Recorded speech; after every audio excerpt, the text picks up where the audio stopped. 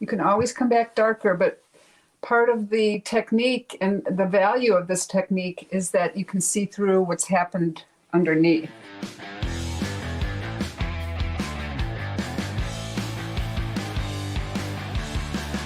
One thing I wanted to talk about just for a minute is painting with intention. I owned an advertising agency for years and couldn't paint at all. So when I finally got back to it, I was so excited that I would just paint anything. I'd replicate photos, I'd go outside and paint, but I never had intention for what I was actually going to create. And I started thinking back to how I did projects in my advertising agency, and we would have a goal. We would have parameters we had to live within, and then we would have a goal that we were trying to achieve. So I thought, why won't that work for paintings as well? So what I started doing was a little program. Actually, this is the painting the photograph that I was interested in painting. It's a little valley river in Florida. And what I do every time I decide I'm going to paint something is I go through this process. First thing I say is, what about this scene that I'm looking at or this photo that I'm going to deal with really flips my switch? What is it that makes me say, I have to paint that piece? And what I do is I write it down. Usually not this big, just a little scribble on the side of my canvas or my paper. But what really gets me about this is the beautiful natural curves of the river coming down, and most especially the highlights of the grass in the sunlight. So I take that little note and I stick it on my board. Jill, you also are a plein air painter, so will you go out and do studies of things like this? Yeah, actually, I'm mostly a plein air painter now, but in the wintertime in Michigan, not so much. Oh, come on, you need to get it. You need to be braver. Painting in Plein Air magazine this month. Yeah, you're. By the way, I should mention that you're on the faculty of the upcoming plein air convention. Yes, We're I hope excited. It comes on. I'm so excited. I was heartbroken both times. It was canceled last year, but we're in a crazy time. Yeah, well, it's not our fault. No, it's not. But when I do plein air work, I especially do this because everything changes so quick that you can forget what you were excited about. So if I keep these little notes to myself, it brings me back and reminds me, no, I'm not chasing that light, or, the ripples that are happening over here. This is what I was interested in. And the big thing for me is a focal point, whether I'm painting in the studio or painting outdoors or teaching in class. It's all about a focal point for me, because if you don't tell your viewer where to look, they're going to look where they want. And if there's something that is really making my heart sing, I want them to look at that. So I keep a little note of my focal point. So what I basically have is a little business plan, like you were talking about, Eric. You have to plan if you want to achieve something. You have to have a roadmap. If you don't know where you're going, you're not going to get there.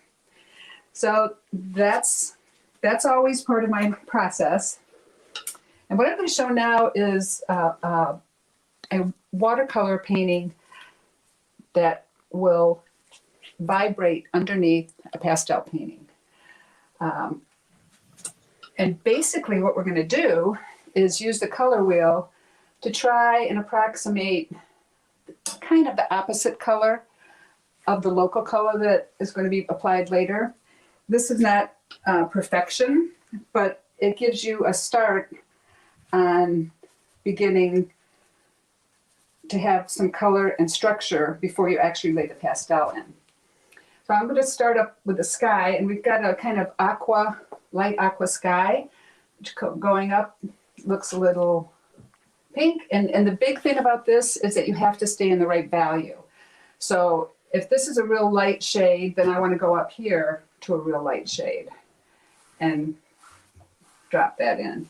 Now, watercolor notoriously dries lighter than what you're actually applying. So that's going to be pretty close to what I need. And also with watercolor, you start with the lights and move to the darks. So I'm going to try and find all my lights in this painting and approach them first before I start layering in the medium tones. So this greenish area up here is right about here.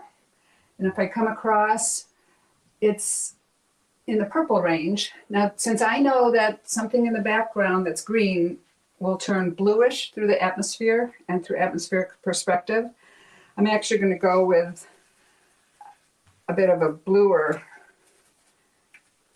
purple.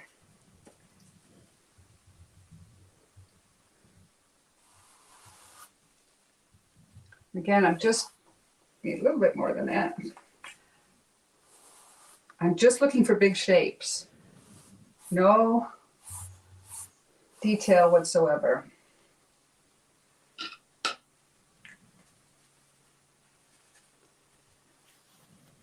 Now, as I come forward, those lighter shapes are also going to be warmer. So when I have a golden shape like that, I'm going to come across.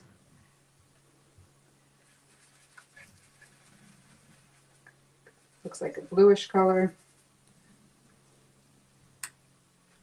Bluish purple.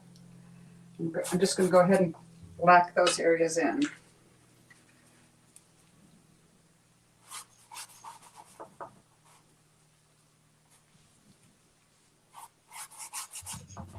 You guys have questions, you can post them in the comments section and I'll try to pass them along.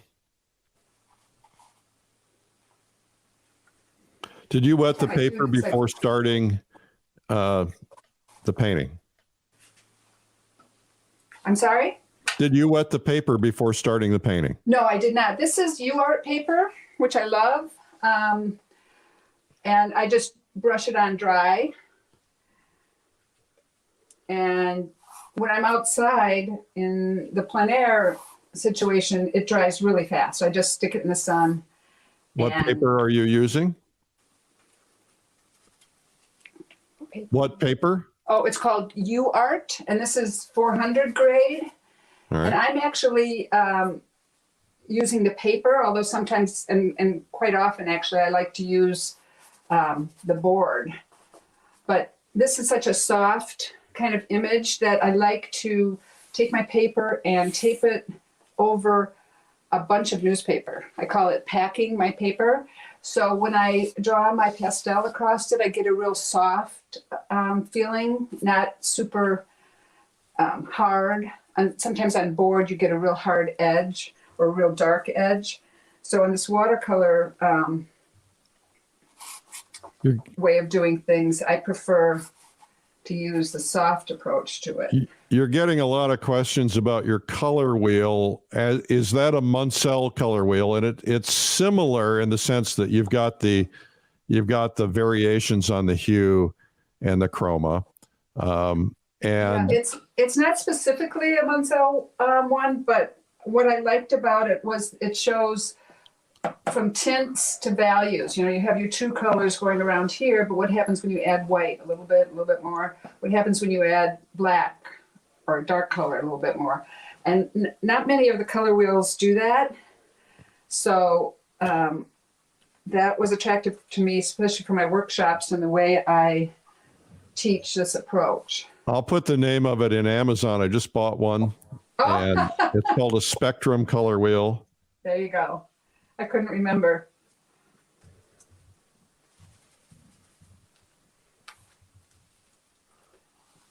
They will have a surprise day where 800 or 900 of them will sell. Yeah, I got to call them up right away and ask for a commission on that. Yeah, really, you should. And they have them available, laminated, larger, smaller, posters, framed, all kinds of options.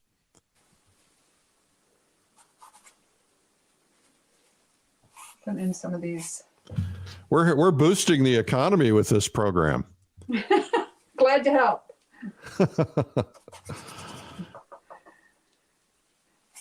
Okay, so getting to that river, which is one of the favorite things for me.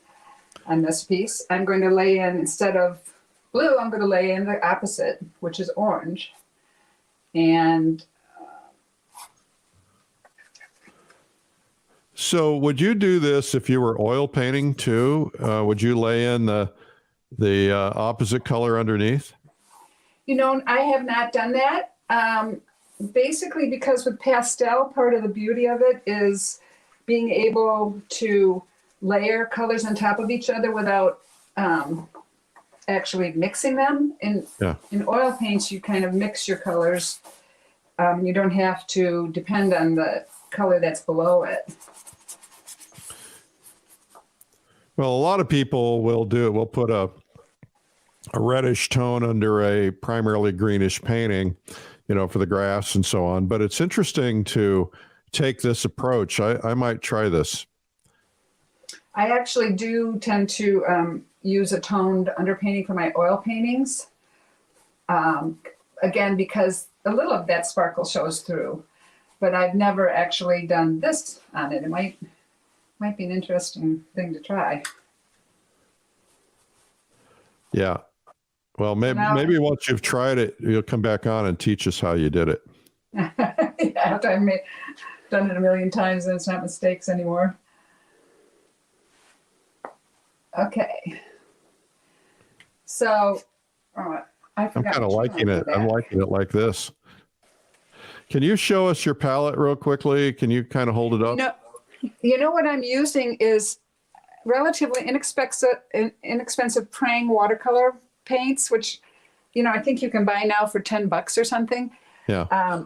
These are actually ones I had from when I was little. It doesn't have to be really great quality watercolor because most of it's going to be covered up in the process.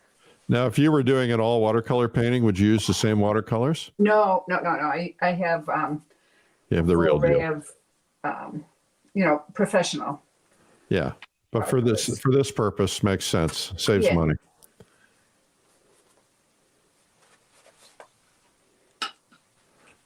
You've got a pretty big audience today. Great. You're obviously very popular. I don't know about that. Well, you will be after today if you're not. You're a good teacher. I'm going to put my darkest things in right now. My darkest shapes. And again, you can see there's no detail in this. It's basically shapes. I'm going to just step in for those who just tuned in. I just got this question from India, and that is what she's doing is she's creating an underpainting in watercolor for a pastel. And she's using the color wheel because she wants to put the opposite color underneath what she's ultimately going to be using. So you're going to see her lay the opposite color on top. How'd I do? You're a good student. Yeah, well, if I were a good painter, I could be teaching this myself. Okay, so this is the point I'd stop. And actually, this is the point very often where I'll be out plein air painting and somebody will look at the scene, look at my painting, and then go, "Oh, honey, how long have you been painting?" Because they think this is totally crazy, which it is. If you're out plein air painting, all you have to do is put this on the ground, let the sun hit it for a couple minutes, and it dries. But in the studio, I usually hit it with a hair dryer, which I'm not going to submit you to. I actually did another version, so I would be ready to go. Oh, like a cooking show. I love it when people are prepared. I'm a little obsessive in that way. That's why I like this idea of having this plan. You can see the way I changed the painting. Oh, I never did put up. A little no-tan you did? Yeah.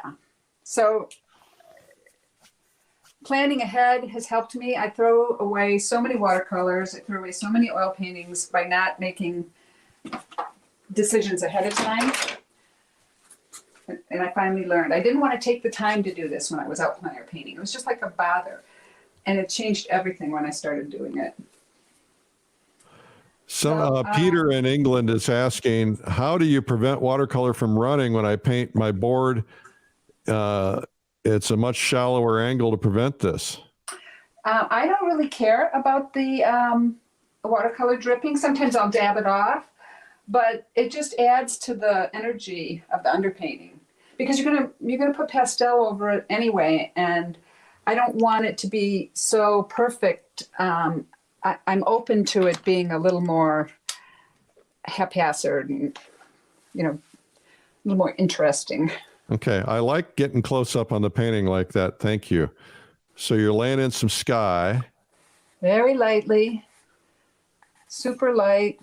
You can always come back darker, but part of the technique and the value of this technique is that you can see through what's happened underneath. Nice. So I'm layering on a little bit darker blue at the top, and I'll feather that together. But still just be cognizant all the time that I don't want to fill the whole thing. And I can always come back. Right now I want to just black in my colors. Yeah, you still got about 15 minutes, so you're doing well. Cool. You can get 2 or 3 done in that amount of time. Oh, yeah. Just whip them out. So somebody is asking, what is the science behind putting the opposite color in the underpainting?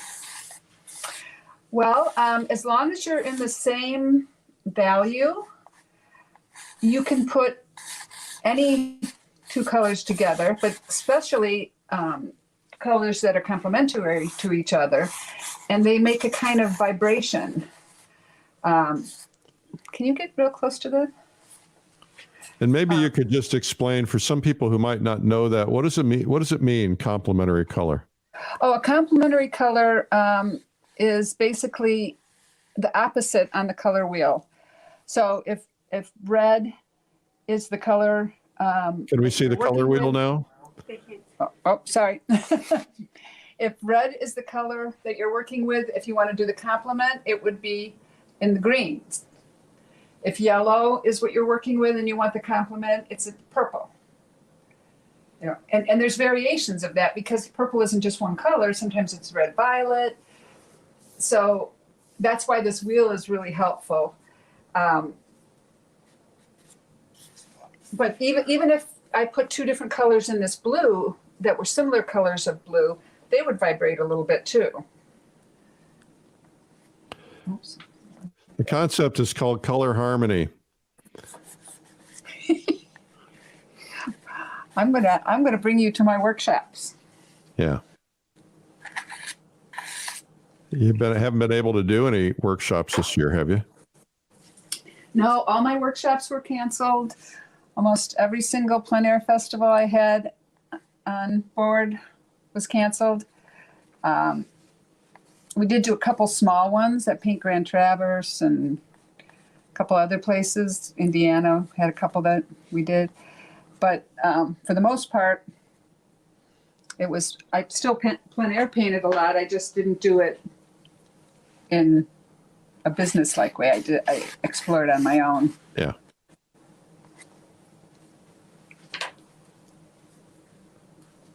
So I'm working down, oops, that's too dark. I'm working my way down this painting just to get some local color in place. And then I can take a step back and look at it.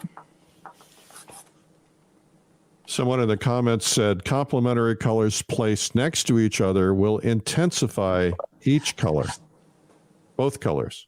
That's right.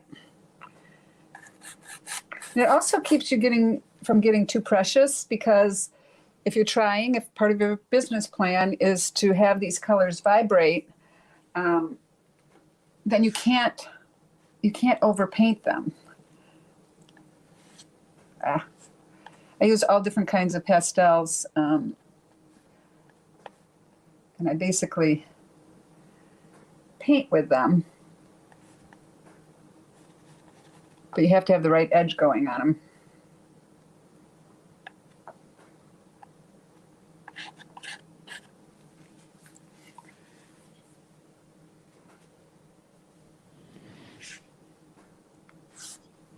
Okay, I'd like to people chime in where you're watching from.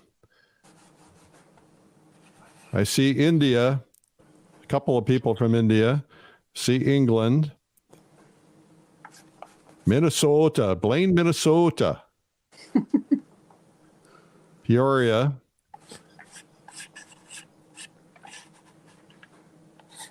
What brand of pastels do you use? Oh my. If you talk to any pastelist, they'll tell you it's a sickness. You have to have so many different types of pastels because some of them are harder, some of them are softer, some of them have different shapes. And, you know, there's just so many colors and you just have to keep buying them all. Just buy them all. So my favorites are Sennelier, Terry Ludwig, Great American.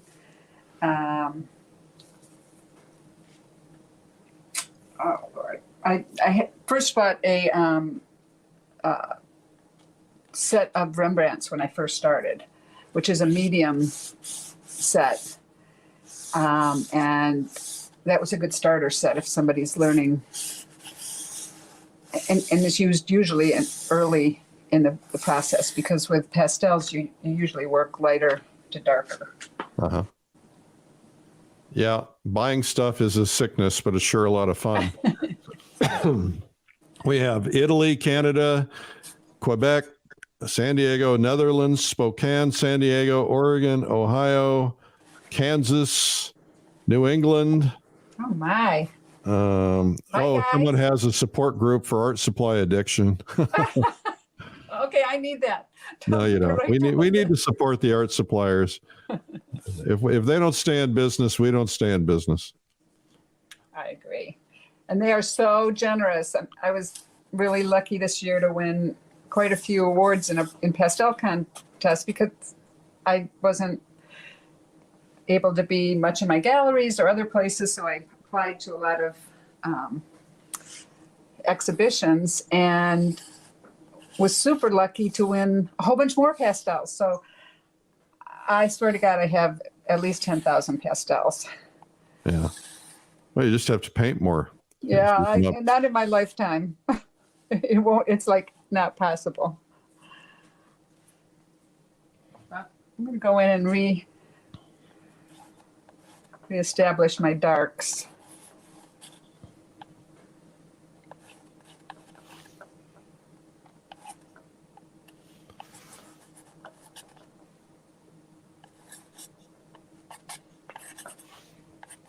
But all of these, I'm not fully covering the paper. This was actually a way of working that let me loosen up a little. I can tend to get too tight. Someone's asking if you use an air purifier. I do. I don't have it on right now because I thought the noise. Here. I've got a HEPA filter behind my easel.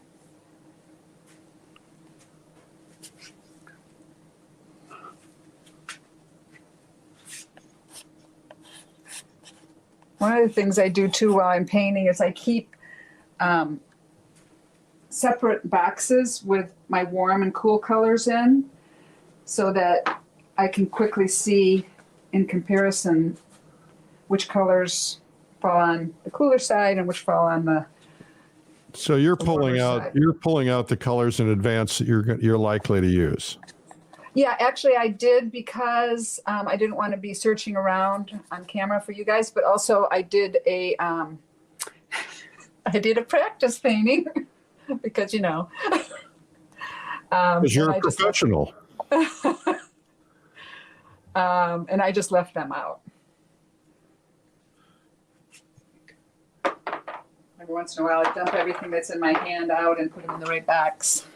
So you've got about 10 minutes, just so you know. Oh, well, I definitely won't get done, but you can, hitting my focal point.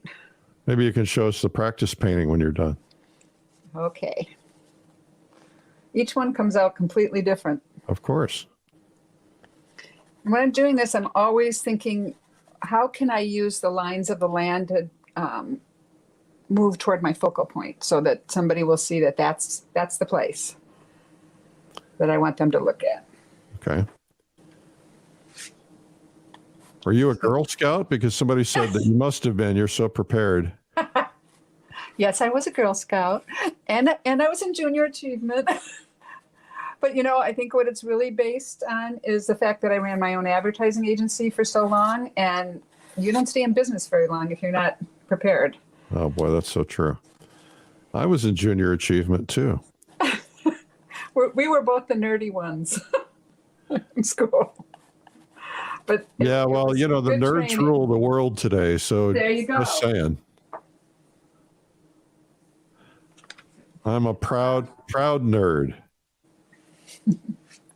Another thing I do, which is kind of obsessive, if we're going to talk about obsessiveness, I save the pastel dust and the little crumbles that come off my pastels, and I save them by color. So I make these really cool pastels. This is a bunch of dust from greens, but it's a whole bunch of greens in there. How do you collect? You collect it out of your air filter, or how do you do it? No. When I break pastels in half, they often, shatter because it's just part of what we deal with. And I just collect all that till I have a good bunch, and then I put just a smudge of water in it because pastel has the least amount of binder of any medium, so it is almost pure pigment, and that's what part of the glory of it is. It's like painting, with pure color. So you can save those pieces and crunch them up with a pestle and mortar, and if you smush them down enough, you can't leave big chunks in there. If you put just a little tiny bit of water with that, you can create a new pastel. Like, I don't have enough already. But, yeah. Do you have so you have pastel molds? No, you just roll them in a little ball. Really? You just pick up, and I'm talking you very, very little bit of water, and you roll them into a little, I was going to say doobie, not that. You are from Michigan. Let's see. That was legalized in Ann Arbor way before anybody else. Yeah. Okay, we got the drift.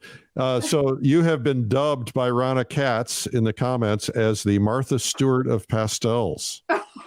Oh God, is that a compliment or? That's a compliment. Mostly. Stay out of prison.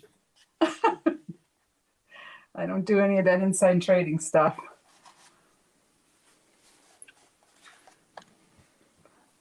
Okay, so now I have. No, I don't have this done. I have most of my first layer down. I'm going to see this is kind of bluish. Somebody in the comments said we need T-shirts, so we need to know what they need to say.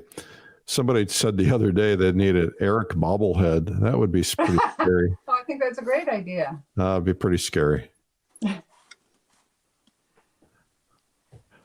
My wife would give me a hard time. She'd say, okay, your ego's a little bit out of control. You got 30 portraits of yourself hanging around the house. Now this. That is pretty cool that you've had all these great artists do portraits of you. Well, now 2 or 3 of them are gone, so I'm really thankful. The only one, there was one that was scheduled that never got done, and that was Raymond Kinsler. And I went in twice to his studio in New York, and he talked the whole time, and which was fabulous because his stories are so wonderful. But he took some photos and then was going to do a study, but we never got it done. So that's one regret I have, is not getting that one done. And I have them all except for one. So I'm pretty lucky. That's got to be a world record or something. For how I don't many? know. There's somebody said that that what's the museum in New York in Smithsonian, the portrait or Yeah, the portrait gallery. portrait gallery. Somebody said I should contact them. I don't know. It'd be a great show. Well, it'd be kind of weird. Same, one subject.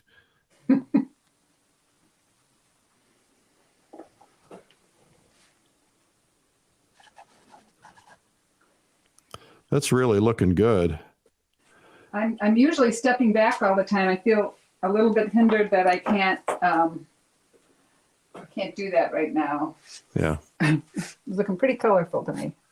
So we're at about the 4-minute mark, just so you know. So we want to make sure that there's a chance for you to maybe show us the finished one that you did and maybe come back on camera. So you can stop when you decide.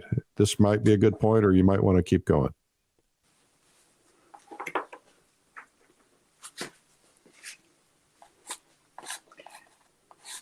Even though I know some of this is green or warm green, since it's going back in the distance, I also know that it's going to turn bluer. So I'm trying to tone down some of this back here so it fades into the distance. Is this painter this paper is toothy? Is it? It's not sanded paper, is it? It is sanded paper. Oh, it is. Yes. Okay. I'd say as sanded paper goes, it's probably like middle of the road. UArt is great because it comes in all different levels of sanded. I think from 600 to maybe 200. This is 400.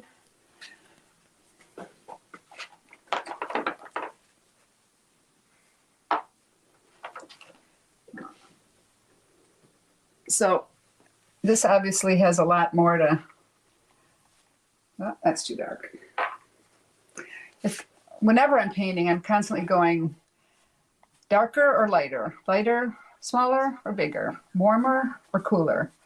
Is a constant kind of comparison that goes on every minute.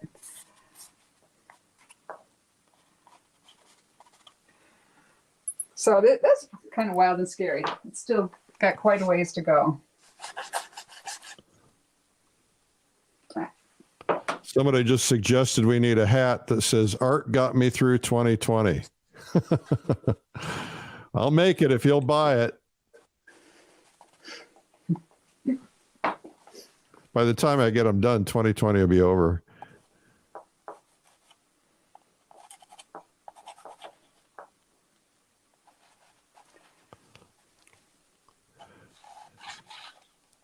Okay, Jill, we're going to have to tell you to put the pastel down. You did great. There's one that I finished more. I don't know if it's done or not, but let's get a close-up of that, ways please. To go. Oh, yeah. So you can see, yeah, so scan back and forth between the two so we can get a feel for where this one is, right? So still big shapes. Now let's move over to the next one. Yeah, so much more refined. Well, that's just beautiful.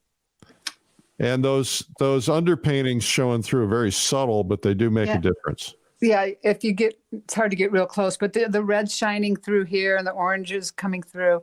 This one, I think I went too far. I'd like to be somewhere between these two. Okay, terrific. Like I need to be snapping my hand with a ruler all the time. Okay, show us a little bit more of your studio real quickly, just because some people may have just tuned in late. Are we handheld with the camera? Looks like it. Yeah, my wonderful assistant Tia is. All right, very nice.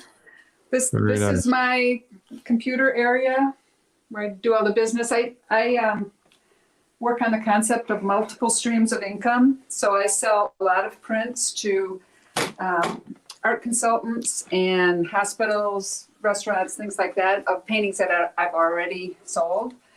So I do a lot with that. And then this is kind of the area where when I bring people into my studio, I show them work. And I'm going to have to lots of storage. I'm going to have to interview you for my art marketing course because you being a former marketer would be brilliant. I'm a big component. Proponent of advertising, marketing. I try to do for myself exactly what I told my clients to do in advertising, which is get yourself out there. So let me ask you a couple of Especially when questions it's- about that real quickly, because I think this is a great topic. A lot of artists feel like they're selling out if they're advertising. How do you overcome that feeling? I do notice that, and I think they feel not only that they're selling out, but they're bragging because they don't come from a marketing background. But the point is, do you think somebody's going to find you alone in your studio? It's not like the old days where the galleries paid for artists to paint and then promoted them. Right now, galleries are retail, and if they don't sell your painting off the wall, they're not going to support you. So I advertise in Plein Air Magazine and Fine Art Connoisseur and some other locations. And I do. You might as well tell you now, there are no other locations. Well, I was nice enough to avoid saying them. But I do Facebook a lot and Instagram, and I did Twitter for a while, and I do newsletters and art alerts. And I'd say my marketing is at least 40% of the 50 to 60 hours a week that I spend on art. Yeah, that's pretty impressive. Dealing with my galleries and entering shows, that's all marketing too. Yeah, so there's a couple of concepts that I'd like you to address real quickly. One is not having everything resting on a single pillar, right? The idea that if you're just doing one thing, if that one thing fails, you fail. What are your thoughts on that? Are you talking about in marketing? Yes. Yeah, okay. Because I do that as well in my work. Right. But yeah, I think you have to really do some research on who your market is. I was always in Plein Air Magazine, but then I decided that my market might be a little more the collectors from the Fine Art Connoisseur area. So I split my advertising between the two. And, you know, I realize where my galleries are important. It's the ones that sell the best tend to be in resort areas where people have a lot of discretionary income. You have to think it through. You can't just want something because it's cool or because that's what you want. You need to think about who's your prospective client and go where they are. Yeah, absolutely. Well, Jill, this has been fascinating. Thank you for doing this for us today. I want everybody to visit JillWagnerArt.com.